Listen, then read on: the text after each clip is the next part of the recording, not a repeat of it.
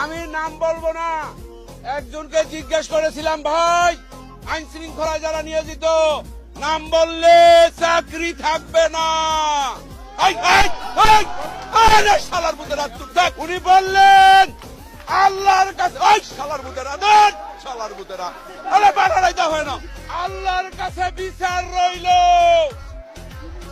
ও ভাই স্লোগান দেন না, এবং স্লোগান দিবি মেলাম, এবং এইরকম বিচার আল্লাহ সহ্য করবে না।